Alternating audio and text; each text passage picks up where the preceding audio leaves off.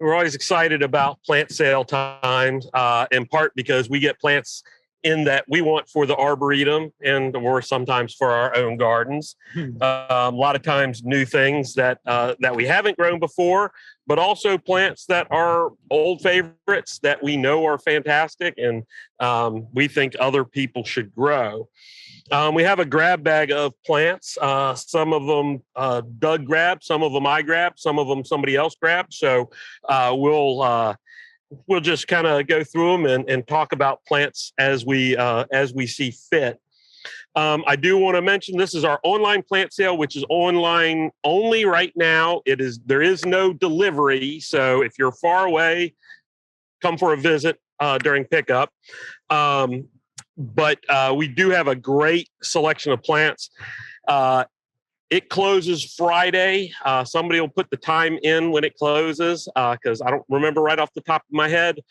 But we're not going to talk about those plants, but we'll also, during our Raulston Blooms, April 29th for members only in the evening, and then April 30th all day, we'll have Raulston Blooms. On April 30th, we'll have activities and food vendors and all kinds of folks, and we will have many plants, hundreds of plants that are not on our online sale. So, you don't want to miss out on that.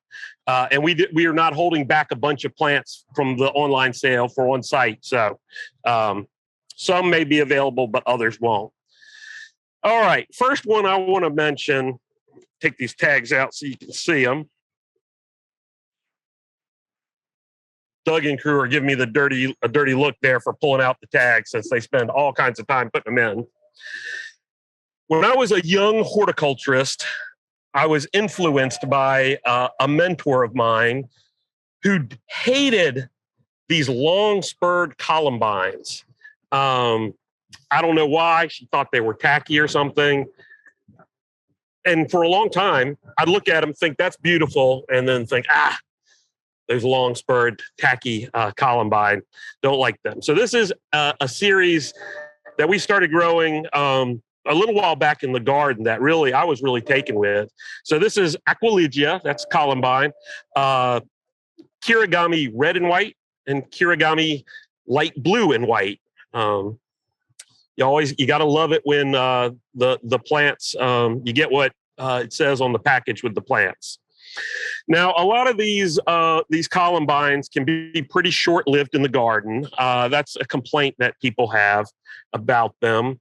What I find works really well for these and for a lot of other perennials that sometimes get a bad rep is if you deadhead them for a while, at least, if not the first whole full season, you deadhead them for a while. These start blooming early. You can see how early they are. They're in bloom in the garden as well right now. So I'll deadhead them for a little bit, delay the flowering, and what you'll get is vegetatively they'll bulk up and continue on, grow a little bit better that way. But great in shade, great for brightening up the spring garden.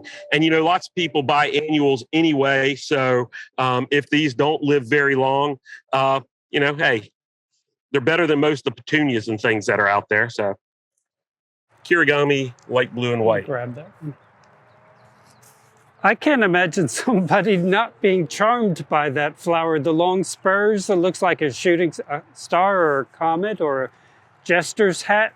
So I don't think I'd want to know that person who thought that was a tacky flower. It's a flower that hummingbirds will readily visit. I saw the first hummingbird yesterday. Yeah. Absolutely delightful. And, if there is anybody out there who doesn't like those spurs, we do have another columbine in the sale.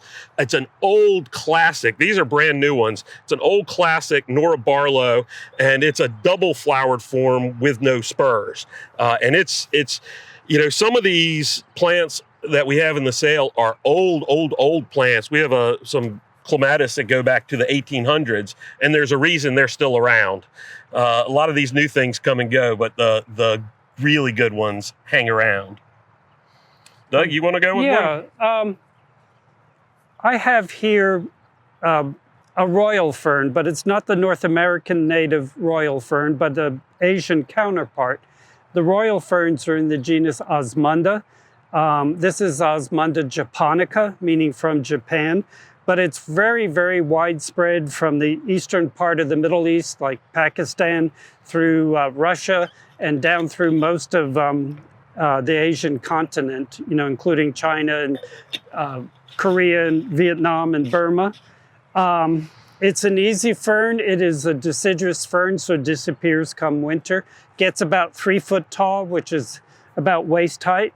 The frond is very much like our native royal fern. The tips of the divisions of the frond are a little bit more pointed rather than rounded. But another distinction, which I think makes it a much prettier ornamental, is that the osmundas, the majority of ferns produce spores on the underside of the fronds, and the fronds look the same whether they have spores or not.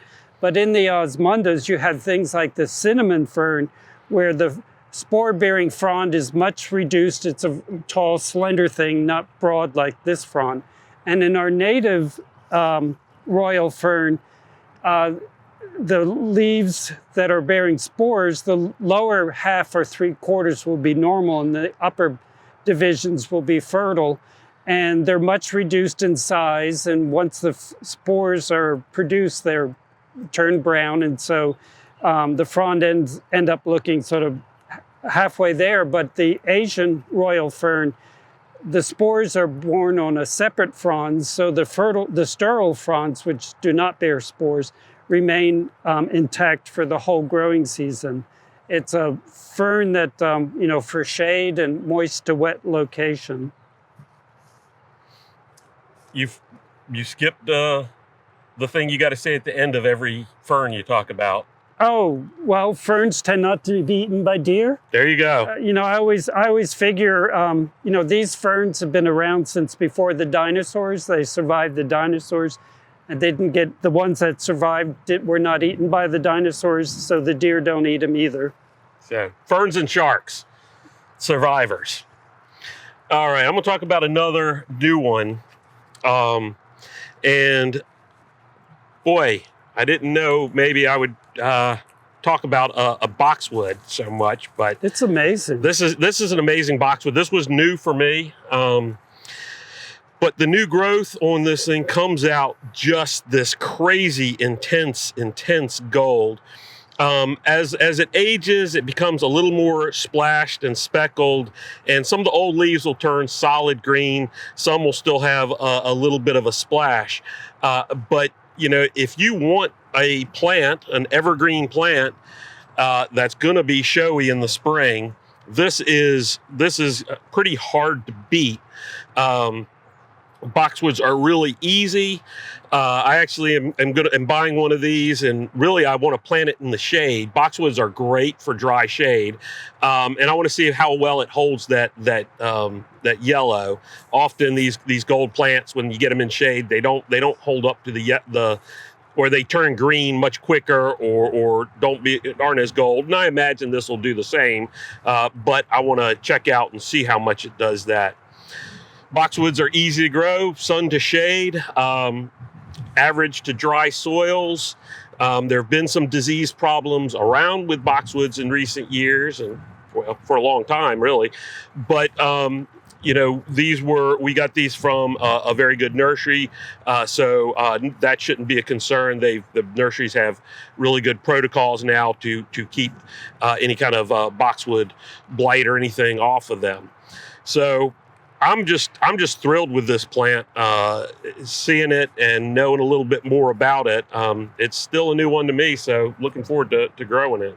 Do you have any other? Well, deer, I've never known deer to eat boxwoods or other members of that family, like sweet box, so there is that as well. That is right, yep. I'm just wondering if we'll go to Williamsburg sometime and see all the beds edged in bright yellow boxwood. So, it's funny you say that. So the new growth is gold, and then it turns green. I am a big I don't clip things much at all, but I have a couple of plants, woody plants that flush out with really brightly colored foliage, an Elysium, some other things. And this is one of those plants that I will let flush out, and then I will probably clip this again and get it to flush again. And, you know, do it 2 or 3 times in the season and keep getting that gold flush.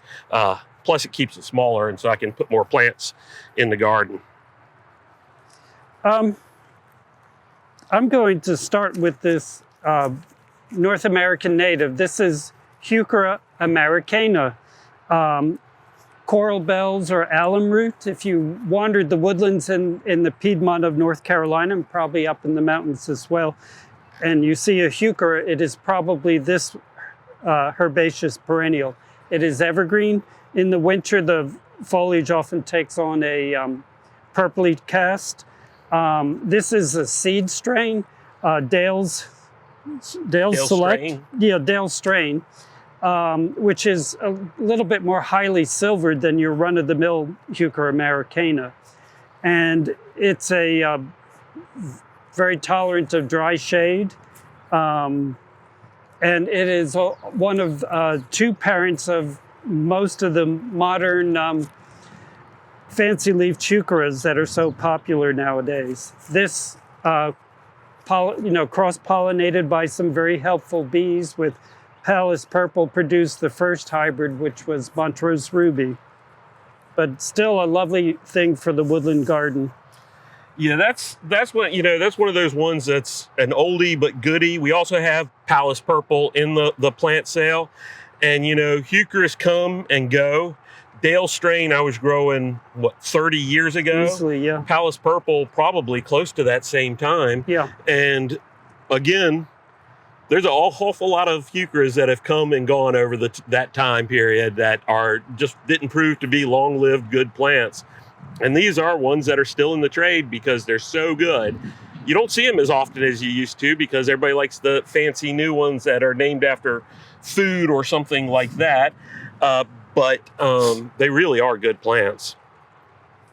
Another native plant like those Heuchera americana that I first grew almost 30 years ago, 25 years ago, is this Chrysogonum virginianum, sometimes called green and gold. You find these in the woodlands.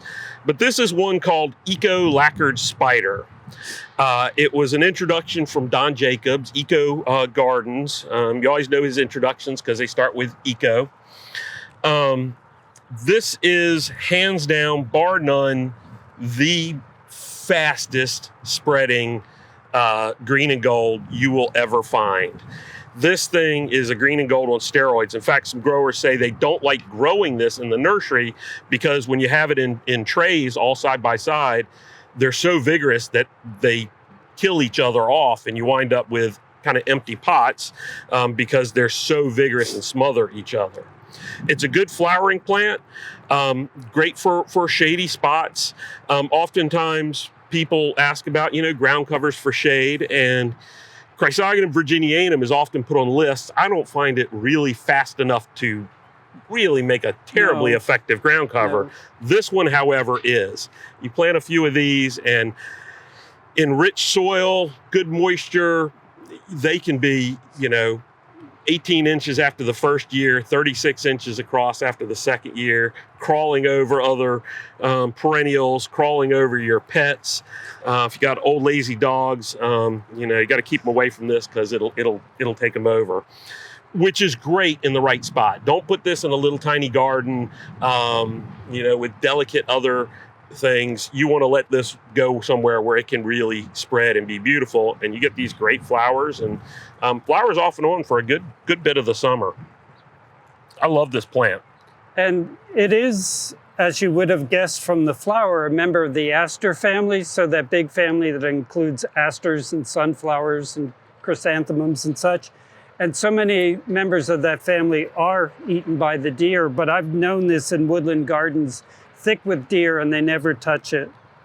Well, that's because in those gardens, they don't bend, they don't have to bend over. Everything's head height for them, so.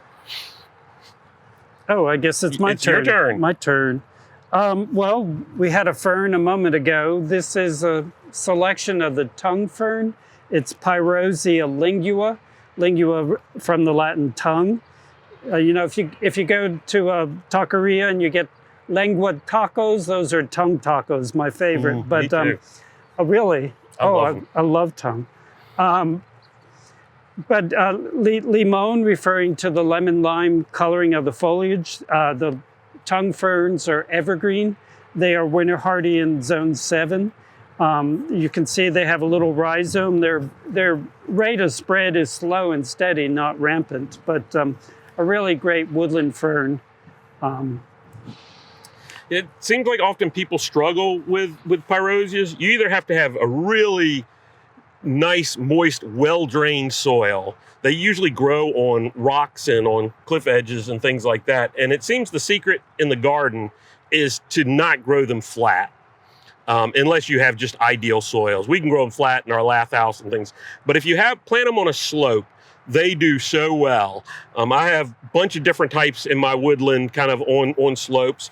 If you have flat land, I always tell people, get an old log, put it in your woodland, and kind of mound up to it with soil.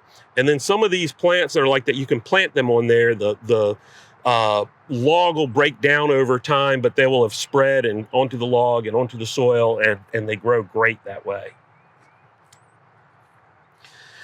All right.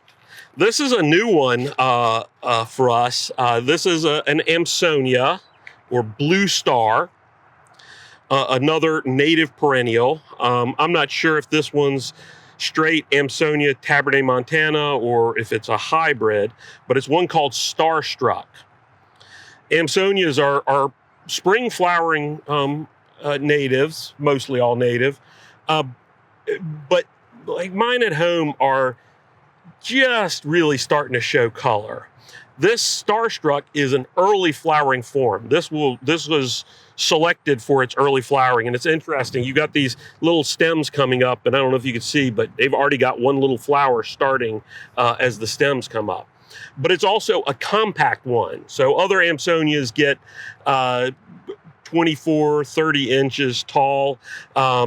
This one only gets to 12 or 18 inches tall, so fills another little niche.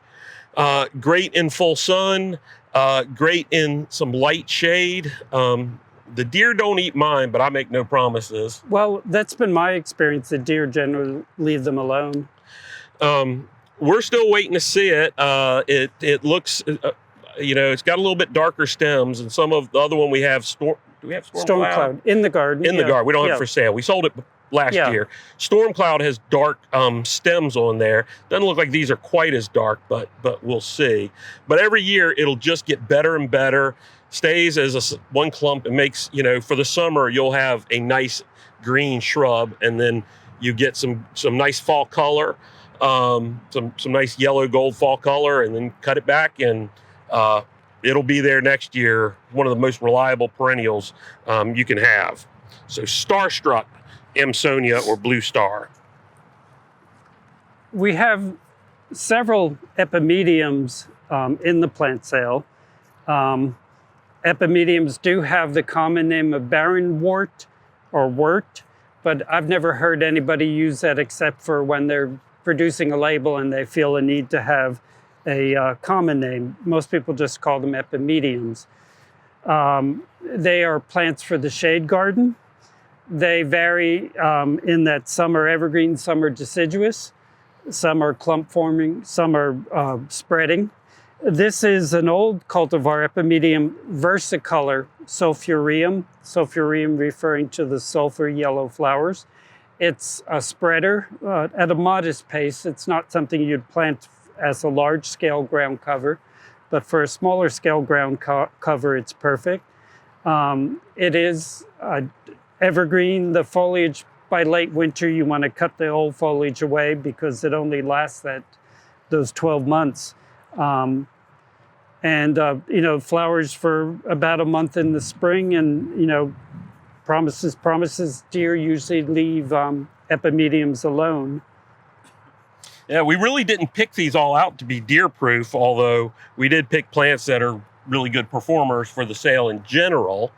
Although sometimes the real new things we haven't grown yet, so no promises. So one of my favorite groups of plants for the shade garden are the woodland lilies, we often call them. So the polygonatums, disporums, disporopsis. This is a hybrid disporopsis called Opsis attract. And what's nice about these, often the polygonatums are often called Solomon seals. These evergreen Solomon seals, the disporopsis they are just that, evergreen. In some years, unlike the Epimedium, the foliage looks ratty by the end of the winter. Some years, the disporopsis at the end of the winter still look great. And I'll sometimes go a couple of years before cutting them back. This year at my own house, it's my year to cut back all of them. So I like to wait until their new growth is coming up, just so I don't have a bare spot in the garden, but I'm cutting them back now. So this Opsis attract is a pretty tall form compared to some of the disporopsis. It can get 24 inches or so tall. It's got these pretty little white flowers, which if you get on your hands and knees and look into, have nice little spotting and speckling inside. The stems also have some nice speckling. You got to appreciate these things up close and personal. Everybody grows Dianthus and looks at those little green tips. You don't have to bend over quite as far for these. If it's happy, it'll form some fruits, little blue-black berries. Another one that I grow, I don't know how many polygonatums and disporums and disporopsises that I don't have deer eat them at all. Got other stuff they're eating a lot of, but not these. But easy in shade, once established, they'll tolerate pretty dry shade.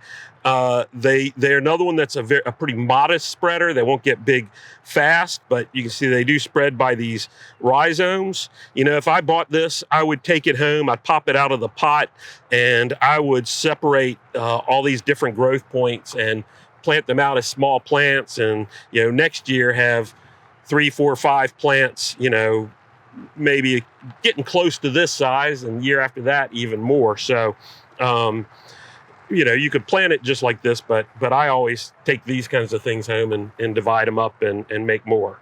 Or you can just buy more if you want to instant. I forgot I'm selling these things. Yeah. You can't divide this. You need to buy more. Yeah, I would never do that. Never do that. At least not until it's been at my home for at least 5 minutes or so. That's right. Yeah. No, those evergreen Solomon seals are really good garden plants because they look fresh the whole year long. This is a St. John's wort, Hypericum. And this selection, it's Hypericum moserianum tricolor. And I guess they're largely deciduous. Mm-hmm. Yeah. But this colorful foliage all through the warm months of the year. It has a good size, sort of orangey yellow flower, typical Hypericum flower that bumblebees love. They'll run around that big boss of stamens in the center. But the majority of flowering herbaceous perennials and shrubs are in bloom only for a few weeks. So if you're aiming for color in your garden when they have a colorful foliage, in that one spot you have color at least through all, the whole summer, all the summer months. Nice red stems on that as well. Mm-hmm. Yeah, and it makes a nice little dome shrub, but you can trim it back and have it reflush. I'll give it a little trim after it flowers and get some fresh new foliage, and that also keeps it in check. It'd be a great plant for a container too, mm-hmm. Because it is colorful all summer long. Yeah, and you got those red stems during winter. And it'll grow in full sun, but to keep this foliage colorful, it'd still be colorful if it was part sun. Yeah. Okay. Another shade plant. Let's see which one this is. Raspberry splash. So we've got a few lungworts in the sale. I like lungworts quite a bit. Plant them in the shade garden, and they're mostly at least semi-evergreen, where you get this nice spotted foliage. Pulmonaria is like pulmonary. You're talking about lungs from the old doctrine of signatures. I don't know why they thought this looked like lungs, but hey, whatever. It's supposed to be good for your lung health.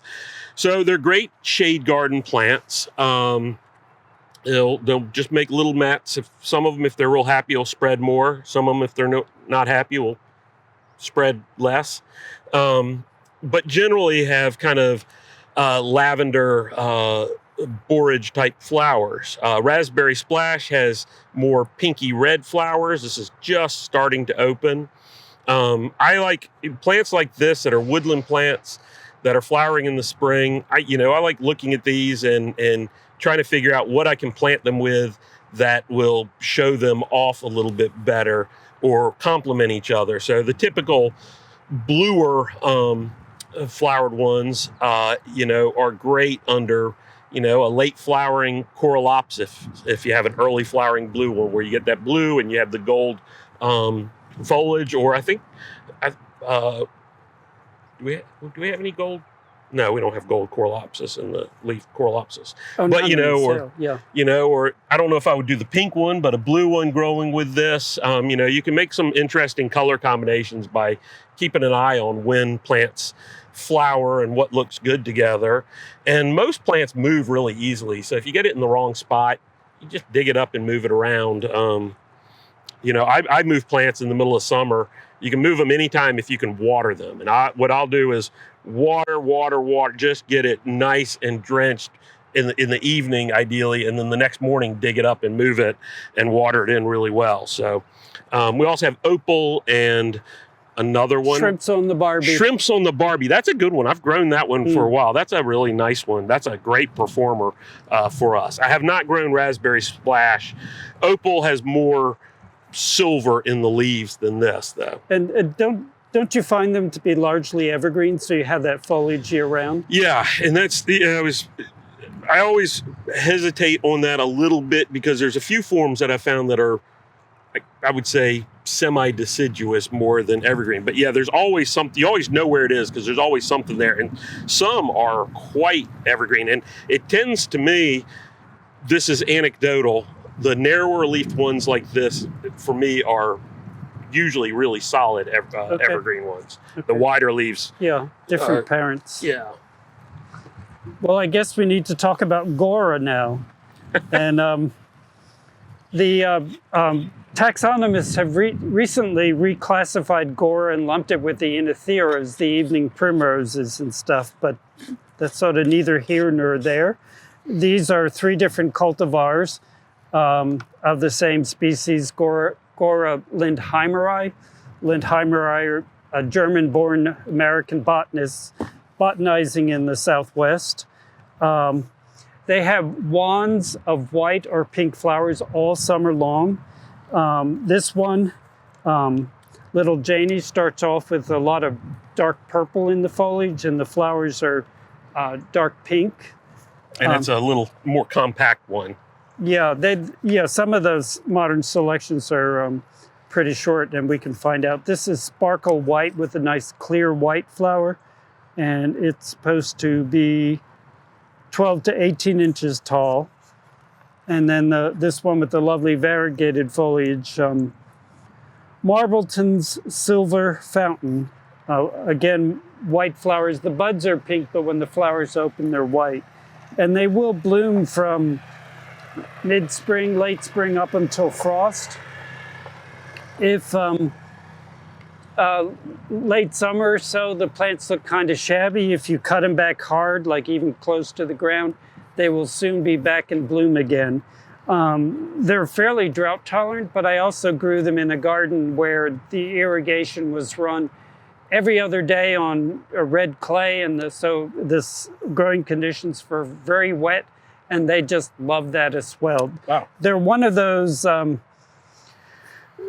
Midwestern prairie plants in the, down in the southern part of the prairie region where they have to put up with long wet spells, but then also those monsoonal rains in late summer and fall where, they can get absolutely flooded at times. Yeah. This is another one I find, if you get one that doesn't have a lot of stems like this one does, it helps to cut it back and make sure you're getting more growth points coming up just for long-term growth. All right. This is a little Dianthus, Mighty Mini Miss Rose. You know, a lot of people have gotten into crevice gardening and rock gardening, and are always looking for these little cushion plants that you can grow in spots like that, or little troughs, or fairy gardens, or whatever those might be. Some of these really tight Dianthus can be a little bit iffy in our humidity. They look great, and then they kind of, since they're so tight, they have problems with it. What I find with these Dianthus Gratianopolitanus cultivars, like tiny rubies, is if you grow them in a really lean soil, but also under the foliage, kind of like with a lavender, you put some rock chips or something like that, so it's not sitting right on soil or organic mulch. It really helps it a lot. It's great in little containers. It's really drought tolerant. A little bit of fragrance. You might have better sense of smell. No, it does. The typical clove scent nice of a Dianthus. Yeah, I got a bad sense of smell for y'all, but cute as can be.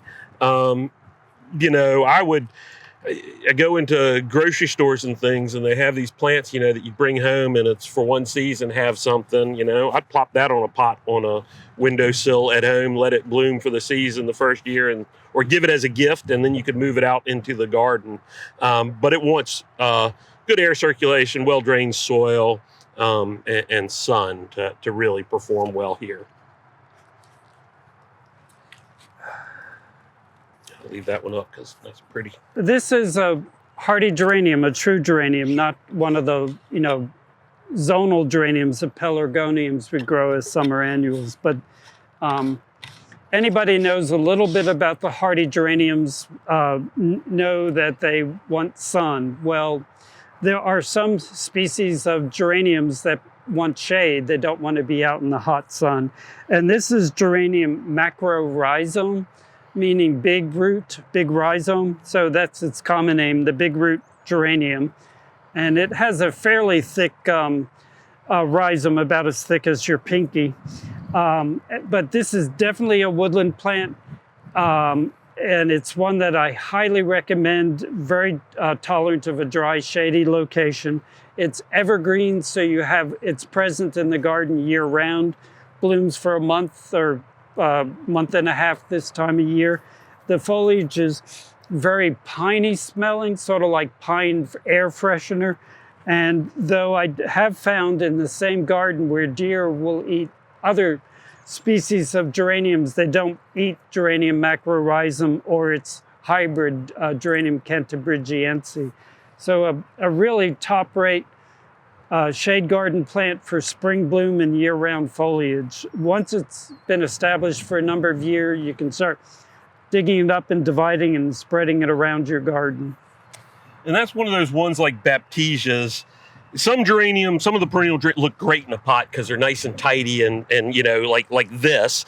And this one, you know, people look at that and think, oh, it's rangy. You get this in the garden, in the shade, in a little more growth, and it's got the foliage there, and these flowers will stand up above it.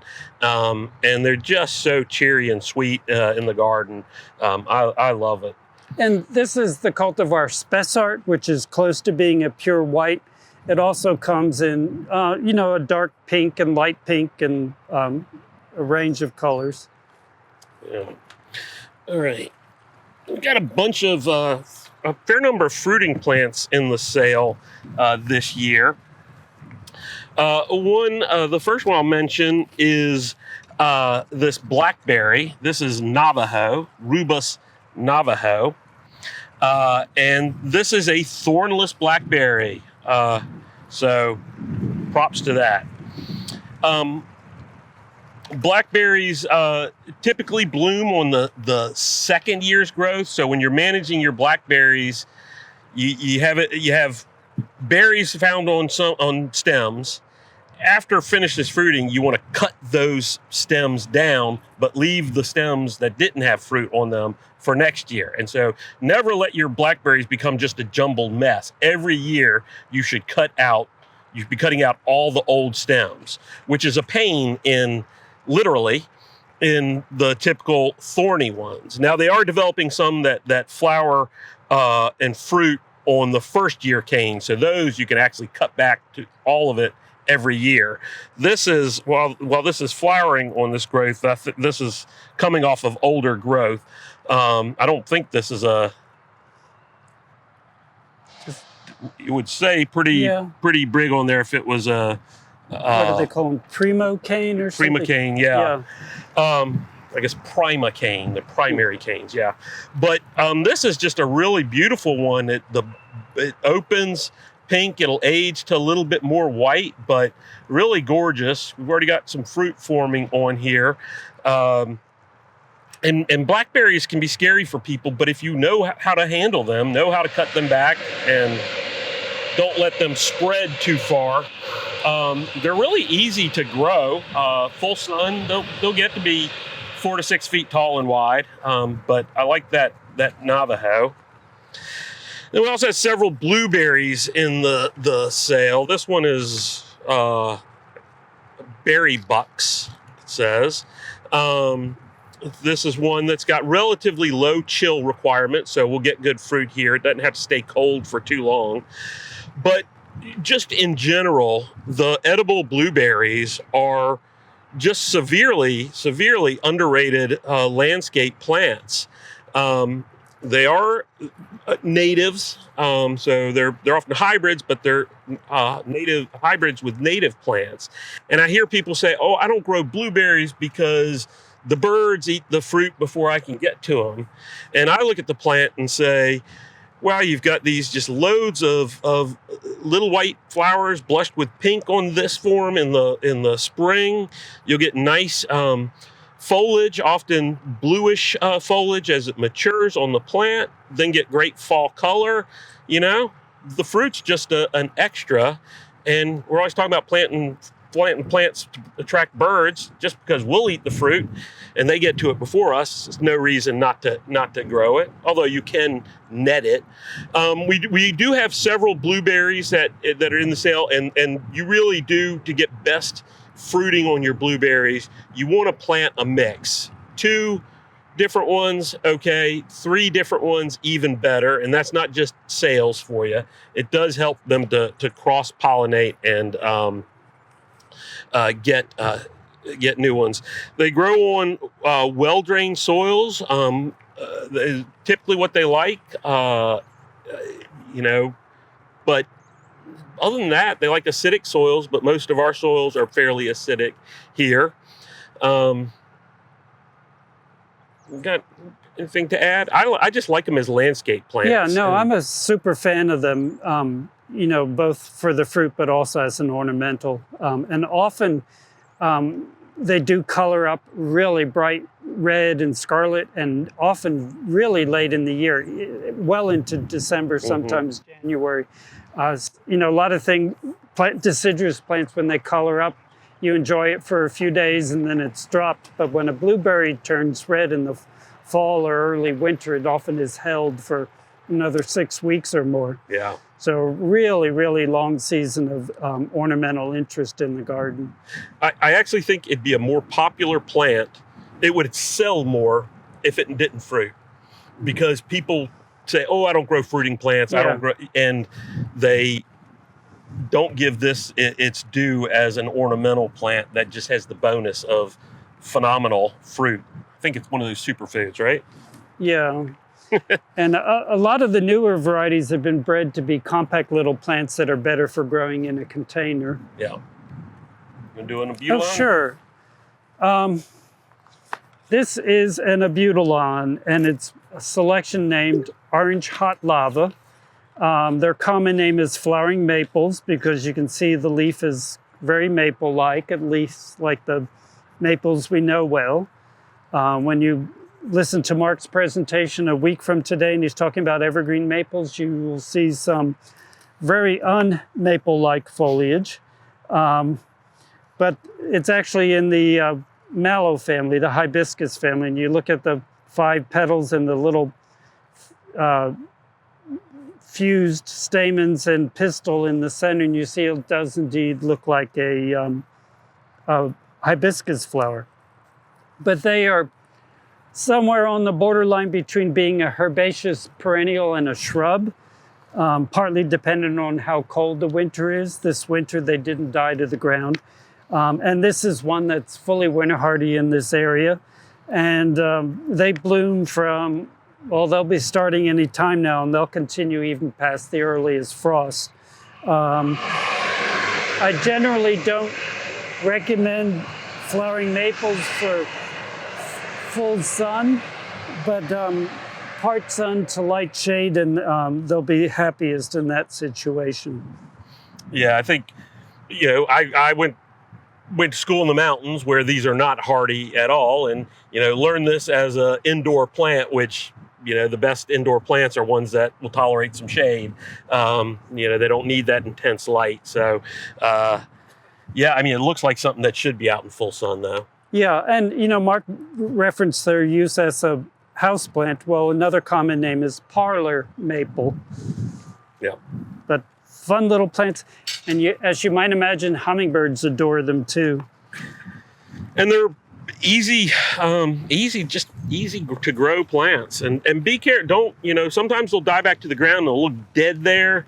Don't rip them out, because give it enough time. It starts to get warm, and you'll see some little green growth coming out at the base, and you'll know you have it. So. Doug talked about the Hypericum to give you color all season long. This is an abelia. This is one called Peach Perfection.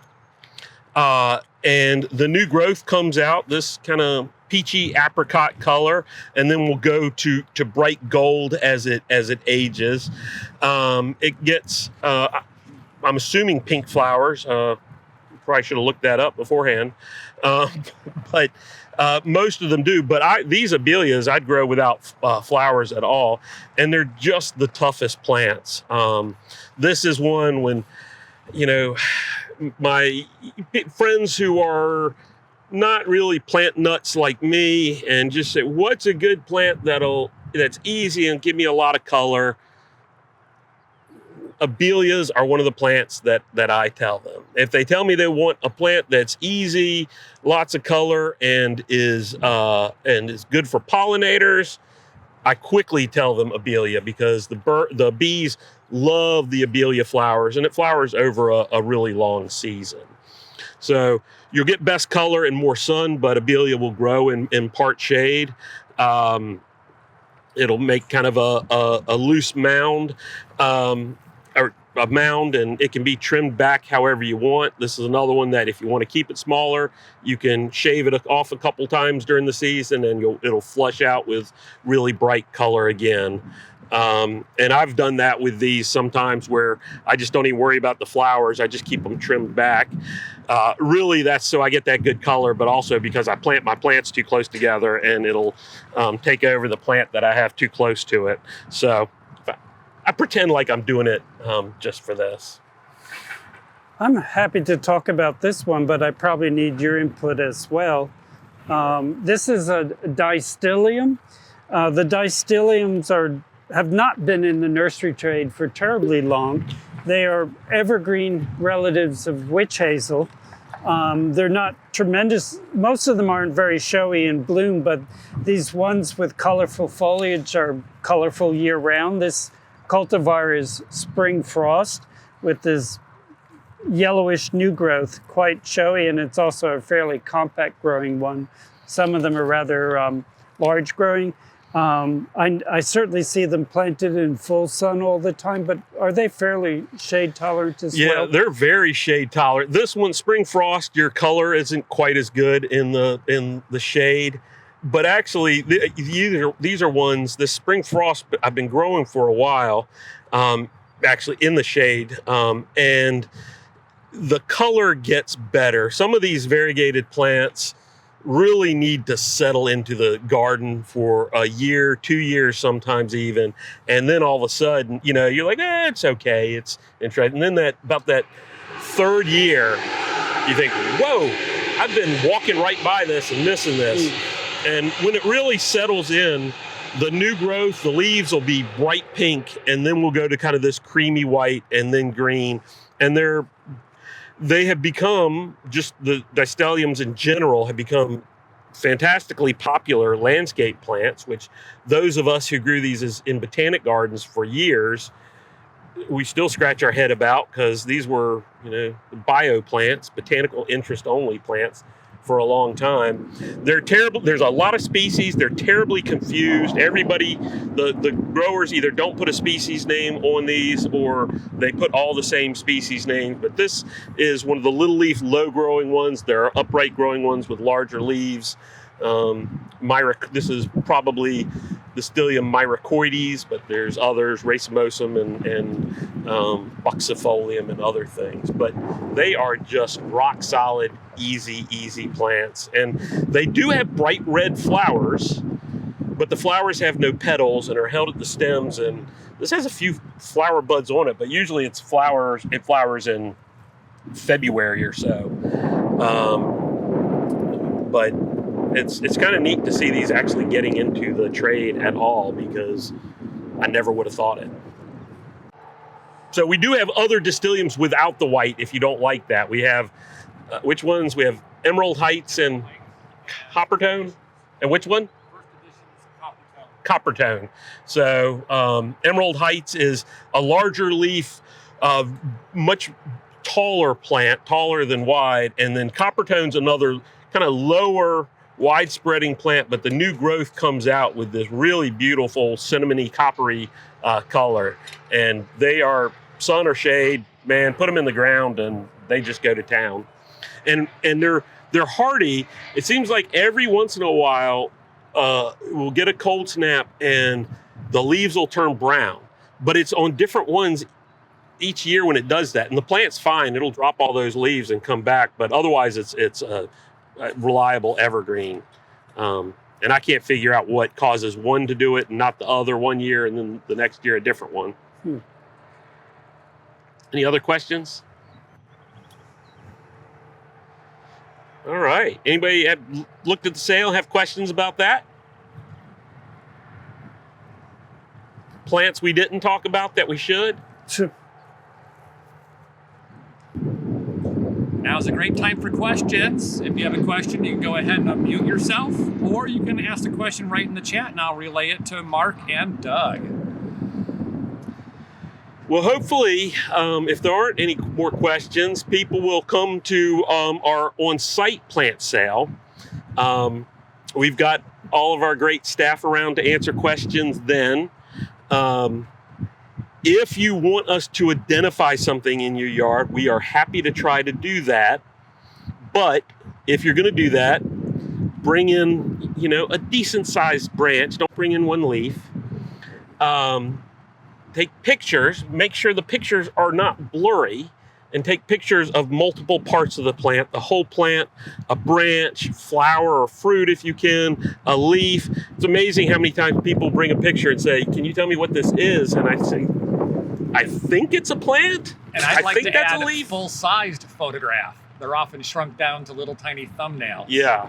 So, and we're happy to help.